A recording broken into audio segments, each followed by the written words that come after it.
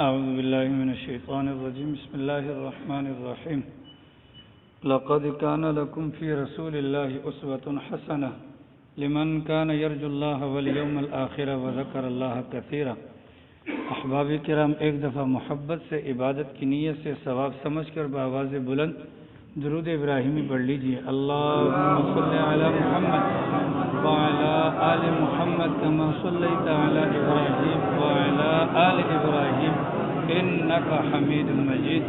اللہم بارک علی محمد وعلی آل محمد کما بارکت علی ابراہیم وعلی آل ابراہیم انکا حمید مجید۔ سرکار دو عالم صلی اللہ علیہ وسلم کے مبارک سلسلے کے اندر یہ مبارک تذکرے کے سلسلے میں گزشتہ کل تک ہم یہاں پہنچے تھے کہ سرکار کی حیات مبارکہ کے اندر جو شادیاں ہوئی ہیں ان کی تعداد 11 تھے، جن میں سے 2 بیگمات حضرت خدیجہ اور ام المساکین حضرت زینب بنت خزیمہ کا سرکار کی حیات کے اندر ہی انتقال ہو جاتا ہے۔ حضرت خدیجہ کے انتقال کے موقع پر نماز جنازہ مشروع نہیں ہوئی تھی، اس بنیاد پر بغیر نماز جنازہ کے سرکار خود ان کو دفن فرماتے ہیں، اور حضرت زینب کا جب انتقال ہوا تو چونکہ جنازے کا حکم آ چکا تھا، اس بنیاد پر سرکار نے خود جنازہ پڑھایا اور اللہ کی امانت کو اللہ کے سپرد کیا۔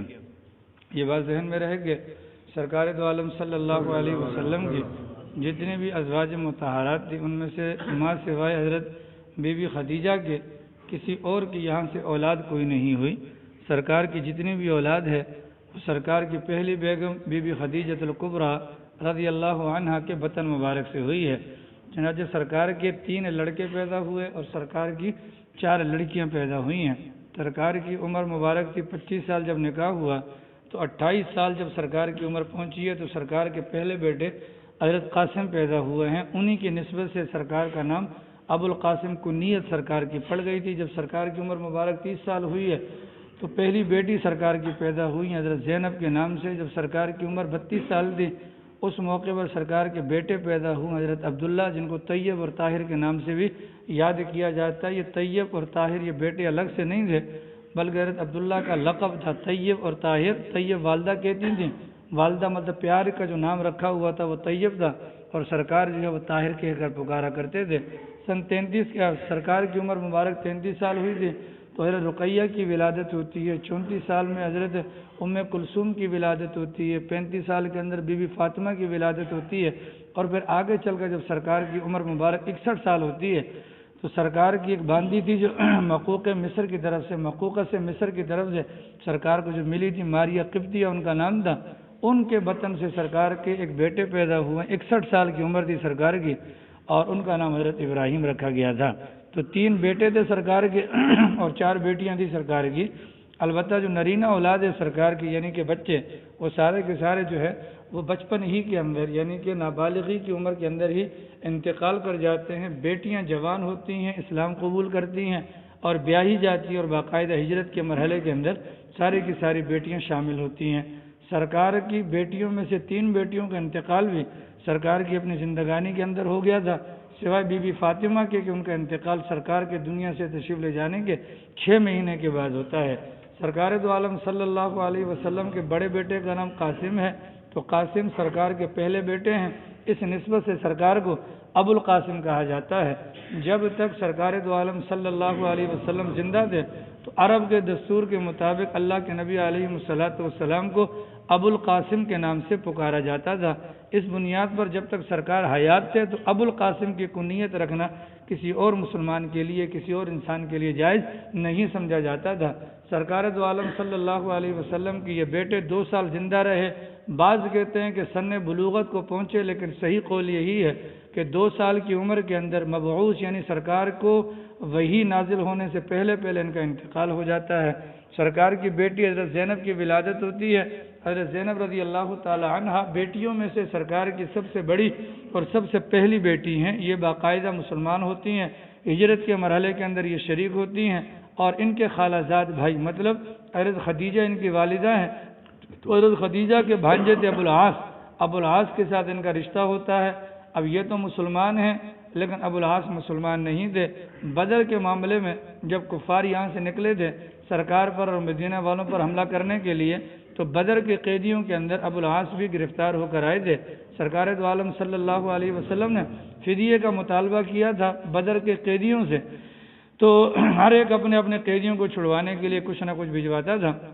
چنانچہ ابو العاص کو چھڑوانے کے لیے حضرت بی بی زینب نے مکہ مکرمہ سے ہار بھجوایا تھا۔ یہ وہی ہار تھا جو بی بی خدیجہ الکبریٰ رضی اللہ عنہا نے اپنی بیٹی کو روانگی کے موقع پر، رخصتی کے موقع پر دیا تھا۔ سرکار نے جب وہ ہار دیکھا تو پرانی یادیں تازہ ہو جاتی ہیں۔ حضرات صحابہ کرام سے کہا، زینب نے اپنا قیدی چھڑوانے کے لیے ہار بھجوایا ہے، یہ اس کی ماں کی نشانی ہے، اگر مناسب سمجھو تو بغیر اس کے فدیے کے ان کو آزاد کر دیا جائے۔ چنانچہ صحابہ کرام نے منظور کر لیا۔ سرکار نے یہ شرط رکھی کہ آپ مکہ مکرمہ جا کر میری بیٹی کو واپس بھجوا دیں گے۔ چنانچہ ابو العاص جو ہے وہ وعدے کے مطابق جاتے ہیں اور مکہ مکرمہ سے سرکار کی بیٹی حضرت زینب کو مدینہ منورہ کی طرف روانہ کرتے ہیں اپنے بھائی کے ہاتھ۔ لیکن راستے میں جب جاتے ہیں تو اس وقت بی بی جو وہ حامل سے تھی، حاملہ تھیں، تو ایک ظالم آیا اور اونٹ کو اس نے ڈرایا جیسے ہی، تو یہ بدک گیا اونٹ، اس کی وجہ سے حضرت کا جو حمل ہے وہ ضائع ہو گیا، اور یہی آگے چل کر حضرت بی بی زینب کی وفات کا سبب بھی بن جاتا ہے۔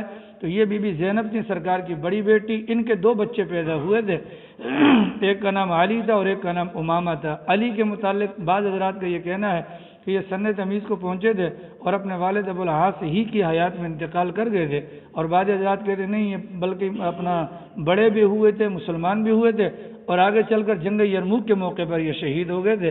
سرکار کی پہلی نواسی حضرت امامہ تھی، حضرت زینب کی بڑی بیٹی تھی، حضرت امامہ ان کا نام رکھا گیا تھا، چونکہ اس وقت تک سرکار کی اولاد کوئی نہیں تھی۔ حضرت امامہ سرکار کی بہت زیادہ لاڈلی اور بہت زیادہ چہیتی تھیں، مانوس بہت تھیں سرکار سے۔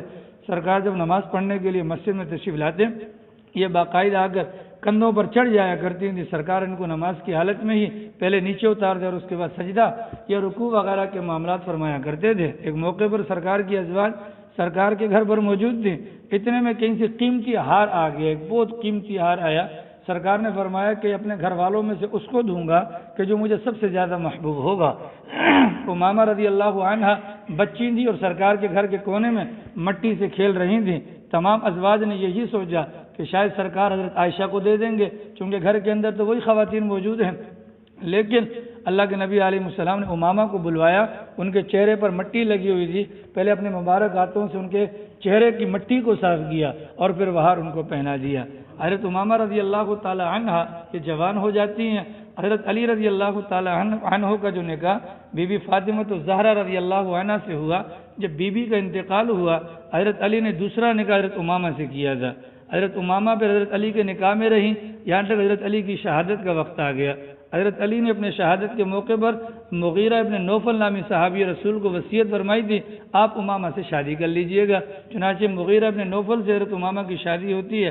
بعض کہتے ہیں کہ مغیرہ کے گھر پر رہتے ہوئے حضرت امامہ کے یہاں ایک بیٹا بھی پیدا ہوا تھا جس کا نام یحییٰ رکھا گیا تھا، لیکن باقی دیگر حضرات کہتے ہیں کہ حضرت مغیرہ کیا رہتے ہوئے بھی حضرت امامہ کے یہاں کوئی اولاد نہیں ہوئی تھی، اور حضرت امامہ کا انتقال مغیرہ ابن نوفل کے نکاح میں رہتے ہوئے ہوا تھا۔ یہ سرکار کی بڑی بیٹی حضرت زینب اور ان کی اولاد حضرت علی اور حضرت امامہ رضی اللہ تعالی عنہ کے حالات آپ کے سامنے بیان ہوئے۔ سرکار کی دوسرے نمبر کی جو بیٹی تھی حضرت عبداللہ سرکار کے بیٹے تھے، وہ تو بچپن میں دودھ پلانے کی عمر کے اندر ہی انتقال کر گئے تھے۔ سرکار دو عالم صلی اللہ علیہ وسلم کی جو دوسری بیٹی ہیں حضرت رقیہ ہیں، رقیہ اور ام کلثوم آگے پیچھے ایک کے بعد دیگرے کہ دو بیٹی ہیں سرکار کی۔ زمانہ جب تک نبوت کا زمانہ نہیں آیا تھا سرکار نے ان دونوں بیٹیوں کا نکاح فرما دیا تھا اپنے چچا ابو لہب کے بیٹے عتبہ اور عتیبہ کے ساتھ۔ رقیہ کا نکاح عتبہ کے ساتھ ہوا تھا اور ام کلثوم کا نکاح عتیبہ کے ساتھ ہوا تھا۔ جس دن سرکار دو عالم صلی اللہ علیہ وسلم نے کوہ صفا پر چڑھ کر لوگوں کو دین کی دعوت دی، ابو لہب نے پتھر برسائے تھے سرکار پر۔ اس موقع پر قرآن کریم کی سورہ مبارکہ تبت یدا ابی لہب وتب نازل ہوئی۔ ابو لہب کو پتہ چلا کہ میرے بارے میں قرآن نازل ہو گیا، گھر جا کر اپنے بیٹوں سے کہا اگر تم نے محمد کے بیٹوں کو طلاق نہ دی تو ہمارے ساتھ کھانا پینا سب تم پر حرام ہے اور سونا بھی حرام ہے۔ چنانچہ یہ دونوں بیٹے عتبہ نے بھی سرکار کی بیٹی رقیہ کو طلاق دے دی اور عتیبہ نے بھی سرکار کی بیٹی ام کلثوم کو طلاق دے دی تھی۔ یہ بھی رخصتی نہیں ہوئی تھی، فقط نکاح والے جو معاملات ہوتے ہیں اتنا ہی ہوا تھا۔ چنانچہ عتیبہ جو تھا وہ بدبخت ثابت ہوا، اس نے نہ صرف طلاق دی بلکہ سرکار دو عالم صلی اللہ علیہ وسلم کے سامنے کھڑا ہوا جا کر اور کہنے لگا کہ محمد میں تمہارے دین کا منکر ہوں، میں تمہیں پسند نہیں کرتا، تمہاری بیٹی مجھے پسند نہیں کرتی، میں بھی اس کو پسند نہیں کرتا، اور اس نے کہا کہ میں تمہاری بیٹی کو طلاق دیتا ہوں۔ یہاں تک تو چلو بات سمجھ میں آ رہی تھی کہ عتبہ نے بھی طلاق دی، عتیبہ نے بھی دی، لیکن عتیبہ بدبخت ثابت ہوا۔ آگے بڑھ کر اس نے سرکار کا گریبان مبارک پکڑا اور کھینچا جیسے تو گریبان مبارک پھٹ جاتا ہے۔ سرکار نے بد دعا فرمائی، خدا اس پر اپنے درندوں میں سے کسی درندے کو مسلط فرما۔ چنانچہ اللہ کی شان یہ کہ شام کے سفر کے اندر تجارتی قافلے کے اندر ابو لہب اور اس کا بیٹا عتیبہ جا رہے تھے۔ اب ابو لہب کو بھی معلوم تھا اور عتیبہ کو بھی معلوم تھا کہ محمد کے منہ سے نکلی ہوئی بات کو خدا رد نہیں کرتا۔ ان کو یقین تھا کہ ہمارے بیٹے کو نقصان پہنچنا ہے۔ اس بنیاد پر جہاں پر قافلے نے پڑاؤ ڈالا، بہت اہتمام کے ساتھ جو ہے وہ عتیبہ کی حفاظت کے لیے جگہ بنائی گئی۔ چاروں اطراف میں جو ہے وہ لوگوں کا سامان، پھر لوگوں کو ارد گرد جا کر سلایا گیا اور بالکل اونچی جگہ پر جو ہے عتیبہ کو سلایا گیا۔ اللہ کے نبی کی بد دعا رائگاں نہیں جاتی ہے۔ چنانچہ شیر آیا اور اس نے آ کر سامان کو سونگنا شروع کیا، اور اس کے بعد لوگوں کے پاس آیا، لوگوں کو دیکھتا، ان کو سونگتے سونگتے دیکھا کہ عتیبہ اوپر جو ہے نا سامان کے ڈھیری کے اوپر سو رہا تھا۔ اس نے باقاعدہ جمپ لگائی، عتیبہ کو سونگا اور پورے کے پورے سر کو اس نے چبا لیا۔ عتیبہ مر جاتا ہے اور شیر غائب ہو جاتا ہے۔ اس کے بعد اس شیر کو کسی نے نہیں دیکھا۔ تو رسول اللہ صلی اللہ علیہ وسلم کی رقیہ اور ام کلثوم نامی جو دو بیٹیاں ہیں، اس وقت ان کا نکاح وہاں پر ہوا تھا، لیکن رخصتی نہیں ہوئی تھی۔ چنانچہ سرکار نے اپنی بڑی بیٹی حضرت رقیہ کا نکاح حضرت عثمان غنی رضی اللہ تعالیٰ عنہ سے فرما دیا تھا۔ چنانچہ حضرت عثمان غنی رضی اللہ تعالیٰ عنہ سے نکاح ہو جانے کے بعد جب مسلمانوں نے حبشہ کی طرف پہلی ہجرت کی ہے، حضرت عثمان، حضرت رقیہ یہ دونوں ہجرت کرنے والوں میں شامل تھے۔ کچھ عرصے تک ان دونوں میاں بیوی کی کوئی اطلاع نہیں تھی۔ ایک دن کسی خاتون نے آ کر سرکار سے کہا، حضور میں نے ان کو فلاں علاقے کے اندر دیکھا ہے۔ اللہ کے نبی علیہ السلام نے دعا مانگی، خدا ان دونوں کے ساتھ ہو۔ لوط علیہ السلام کے بعد عثمان وہ پہلے شخص ہیں اپنا ایمان بچانے کے لیے اپنے گھر والوں کے ساتھ نکلے ہیں۔ چنانچہ حبشہ سے پھر واپسی ہو سوا مدینہ منورہ آ جاتے ہیں۔ جس روز سرکار دو عالم صلی اللہ علیہ وسلم بدر کے لیے روانہ ہو رہے تھے، حضرت رقیہ کی طبیعت خراب تھی۔ حضرت عثمان جانا چاہتے تھے، سرکار نے منع کیا تھا کہ آپ کی بیگم بیمار ہیں، ان کو تیمارداری کے لیے گھر پر رکھ دیا جاتا ہے۔ جس دن بدر فتح ہوتا ہے، کافروں کو شکست ہوتی ہے اور سرکار کی طرف سے مدینہ منورہ خوشخبری کا پیغام پہنچایا جاتا ہے، اسی دن بی بی رقیہ کا انتقال ہوتا ہے۔ جب وہاں سے خوشی کی خبر آتی ہے، اسامہ ابن زید رضی اللہ تعالیٰ عنہ فرماتے ہیں، ہم اسی وقت سرکار کی بیٹی کو قبر میں دفنا کر اپنے ہاتھوں کو جاڑ رہے تھے۔ چنانچہ حضرت رقیہ کا انتقال ہو جاتا ہے۔ حضرت رقیہ کا بھی ایک بیٹا تھا، کہتے ہیں کہ حبشہ کے اندر ان کا بیٹا پیدا ہوا، نام عبداللہ رکھا گیا، اور 6 سال کی عمر میں ان کا انتقال ہو جاتا ہے۔ سرکار کی تیسری بیٹی ام کلثوم کے نام کی تھی۔ جب حضرت رقیہ کا انتقال ہوا تو سرکار دو عالم صلی اللہ علیہ وسلم نے اپنی دوسری بیٹی ام کلثوم حضرت عثمان غنی رضی اللہ تعالیٰ عنہ کے ساتھ بیاہ دی۔ حضرت ام کلثوم کا نام ہی ام کلثوم ہے۔ ویسے ام کلثوم تو یہ کنیت بنتی ہے، لیکن کتابوں کے اندر ان کا اس کے علاوہ کوئی اور نام مذکور نہیں ہے، تو گویا کہ ام کلثوم ہی یہ ان کا اوریجنل یعنی کہ پکا ٹھکا نام ہے۔ حضرت عثمان کے ساتھ نکاح ہوا، 6 سال حضرت عثمان کے نکاح میں رہیں اور کوئی اولاد ان کی نہیں ہوئی، اور اسی حالت میں انتقال کر جاتی ہیں۔ سرکار دو عالم صلی اللہ علیہ وسلم نے نماز جنازہ پڑھائی ہے۔ حضرت اسامہ، حضرت ابن عباس، حضرت اسامہ، حضرت علی اور فضل بن عباس رضی اللہ تعالیٰ عنہ نے قبر کے اندر اتارا ہے، اور سرکار قبر مبارک کے کنارے پر بیٹھے ہوئے دیکھ رہے تھے اور آنکھوں سے آنسو جاری تھے۔ سرکار کی سب سے چھوٹی بیٹی حضرت فاطمہ الزہرا رضی اللہ عنہا ہے۔ فاطمہ الزہرا، فاطمہ ان کا نام تھا، زہرا اور بطول ان کے لقب تھے۔ سرکار کی سب سے چھوٹی بیٹی ہیں اور سب سے چہیتی بیٹی ہیں۔ ان کو بطول بطل سے، بطل کا معنی الگ تھلگ ہونا، گویا کہ اللہ کی محبت کی بنیاد پر کہ دنیا اور مافیہ سے بالکل الگ تھلگ دیں، اس بنیاد پر ان کو بطول کہا جاتا ہے۔ اور زہرا ان کا لقب اس بنیاد پر کہ باطنی اعتبار سے نورانیت سے یہ بھرپور تھیں، اس بنیاد پر ان کو زہرا بھی کہا جاتا ہے۔ ان کی شادی سیدنا علی المرتضی رضی اللہ تعالیٰ عنہ سے ہوتی ہے۔ شادی کون سی عمر کے اندر ہوتی ہے اس کے بارے میں اختلاف ہے۔ بعض کہتے ہیں کہ 15 سال 6 مہینے، بعض کہتے ہیں 19 سال 1.5 مہینے کے عرصے میں ان کی شادی ہوتی ہے۔ حضرت علی کے ساتھ نکاح ہوا، ان کے یہاں 5 بچے پیدا ہوئے۔ ایک کا نام حسن رکھا گیا، ایک کا نام حسین رکھا گیا، ایک کا نام محسن رکھا گیا، یہ 3 لڑکے تھے، اور 2 لڑکیاں کلثوم اور اپنا زینب اور ام کلثوم کے نام سے 2 بچیاں بھی پیدا ہوتی ہیں ان کی۔ اللہ کی شان یہ ہے کہ محسن کا انتقال بچپن میں ہو جاتا ہے۔ حضرت حسن اور حضرت حسین یہ 2 نواسے رسول کے ہیں صلی اللہ علیہ وسلم، کہ جن کے ذریعے سے سرکار کی اولاد آگے چلتی ہے۔ محسن کا انتقال بچپن میں ہو جاتا ہے۔ ام کلثوم کا نکاح حضرت عمر فاروق رضی اللہ تعالیٰ عنہ سے ہوتا ہے، اور حضرت زینب کا جو نکاح ہے وہ حضرت عبداللہ ابن جعفر کے ساتھ ہوتا ہے۔ سرکار کے جو آخری بیٹے ہیں حضرت ابراہیم، جو ماریہ قبطیہ کے بطن مبارک سے پیدا ہوئے تھے، جب سرکار کی عمر مبارک 61 سال تھی، یہ بچے پیدا ہوئے 16 مہینے کے بعد ان کا انتقال ہو جاتا ہے۔ مدینہ اپنا عرب کے دستور کے مطابق ان کی ولادت کے بعد ان کے لیے گھر بالکل الگ تھلگ اوالی مدینہ کے اندر گاؤں دیہات میں ان کو کسی عورت کے حوالے کر دیا گیا تھا۔ وہاں یہ دودھ پینے کی عمر کے اندر انتقال کرتے ہیں۔ سرکار تشریف لے کر جایا کرتے تھے، باقاعدہ ان سے ملاقات کرتے تھے، ان کو اٹھاتے تھے اور لاڈ پیار کیا کرتے تھے۔ حضرت ابراہیم کی ولادت پر سرکار نے باقاعدہ ان کا نام ابراہیم رکھا، اور ان کی ختنہ کا معاملہ ہوا، عقیقے کا معاملہ ہوا، بال اتروائے گئے، اور اس کے بعد چاندی کے بقدر اس کو صدقہ کیا گیا۔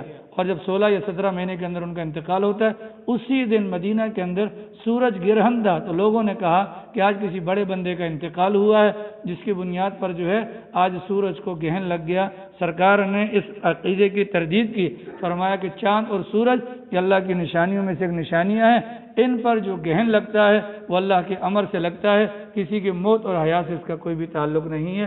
تو یہ سرکار دو عالم صلی اللہ علیہ وسلم کی اولاد مبارک کا بیان ہو گیا۔ بس میں بولو الحمدللہ، بول دو الحمدللہ۔ اب ایسا کر لیتے ہیں، چونکہ اب یہ سیرت کا تو چیپٹر تقریباً مکمل ہو گیا، اب سرکار دو عالم صلی اللہ علیہ وسلم کی پسند اور ناپسند اور حلیہ مبارک انشاءاللہ اس کو کل بیان کیا جائے گا۔ آج ایسا کر لیتے ہیں کہ جو پیچھے سے بیان ہو چکا ہے اس کو 8-10 منٹ کے اندر انشاءاللہ خلاصے کے طور پر آپ حضرات سن لیں، تو امید اللہ کی ذات سے کہ کچھ باتیں تو آپ حضرات کے ذہن میں ہوں گی، کچھ انشاءاللہ جب دوبارہ ریوائز ہو جائے گا تو فائدہ ہو جائے گا۔ حضرت ابراہیم علیہ السلام کا جو ملک تھا اصلاً عراق کے رہنے والے تھے۔ حضرت ابراہیم کی بیڑی بیگم کا نام سارہ تھا، حضرت ابراہیم کی چھوٹی بیگم کا نام ہاجرہ تھا۔ حضرت ابراہیم نے اپنے دعوت کے لیے میدان جو چوز کیا تھا وہ فلسطین کا تھا، وہاں پر دونوں بیگمات کے ساتھ رہا کرتے تھے۔ حضرت کی چھوٹی بیگم بی بی ہاجرہ کی یہاں بچے کی ولادت ہوئی، چنانچہ اللہ کے حکم سے بی بی ہاجرہ اور دودھ پیتے بچے کو اٹھا کر مکہ مکرمہ میں لا کر چھوڑ دیا جاتا ہے۔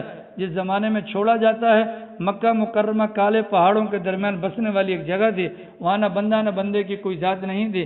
بی بی ہاجرہ اپنے بچے سمیت وہاں پر آ جاتی ہیں، چنانچہ وہاں پر آ جانے کے بعد گزرتے اوقات کے ساتھ اللہ تعالیٰ نے وہاں پر چشمہ زمزم کا جاری فرما دیا۔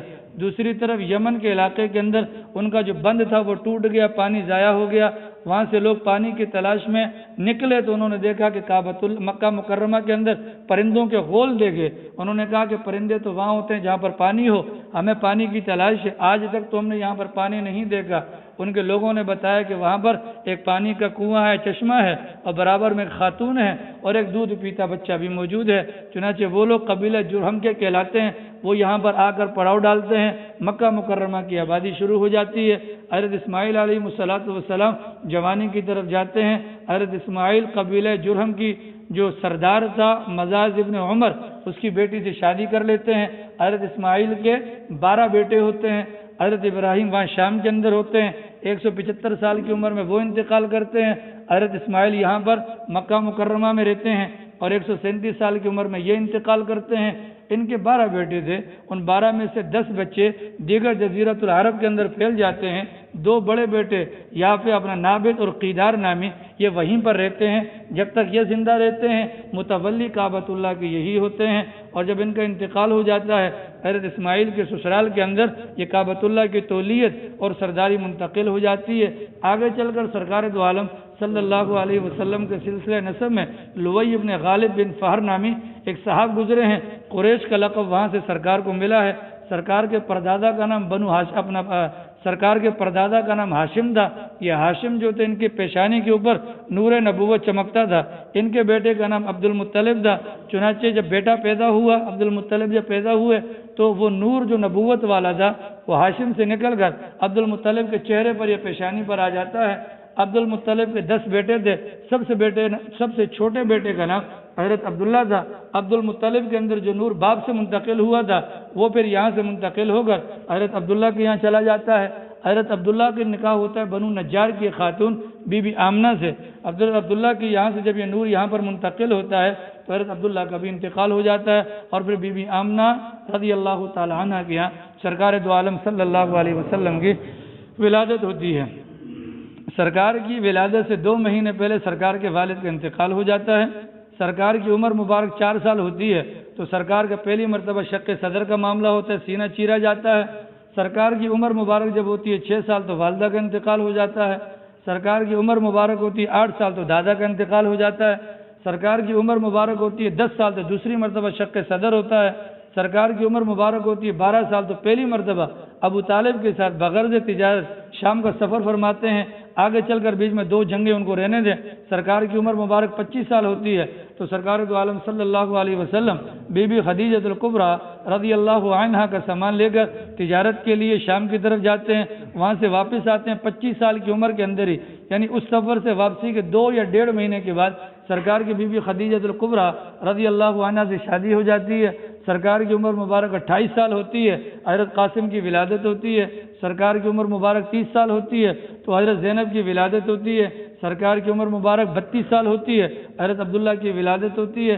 سرکار کی عمر مبارک 33 سال ہوتی ہے، حضرت رقیہ کی ولادت ہوتی ہے۔ سرکار کی عمر 34 سال ہوتی ہے، حضرت ام کلثوم کی ولادت ہوتی ہے۔ سرکار کی عمر مبارک 35 سال ہوتی ہے، حضرت فاطمہ کی ولادت ہوتی ہے۔ سرکار کی عمر 35 سال ہوتی ہے۔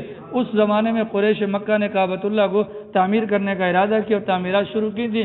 35 سال ہی کی عمر میں سرکار کو وہ اپنا حکم بناتے ہیں اور حجر اسود کو اس کی جگہ پر جا کر منتخب کیا جاتا ہے۔ سرکار کی عمر مبارک 40 سال ہوتی ہے، سرکار پر پہلی مرتبہ وحی نازل ہوتی ہے۔ 3 سال دعوت و تبلیغ کے خفیہ طور پر ہوتے ہیں۔ سرکار کی عمر مبارک 43 سال ہوتی ہے، حکم ہوتا ہے اعلانیہ دعوت کا۔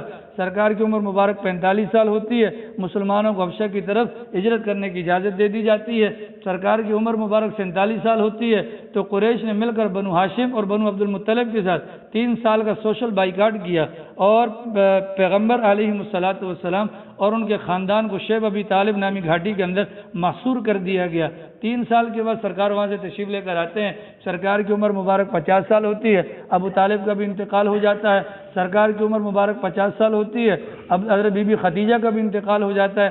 سرکار کی عمر مبارک 50 سال ہوتی ہے، حضرت سودا سے بھی نکاح ہوتا ہے۔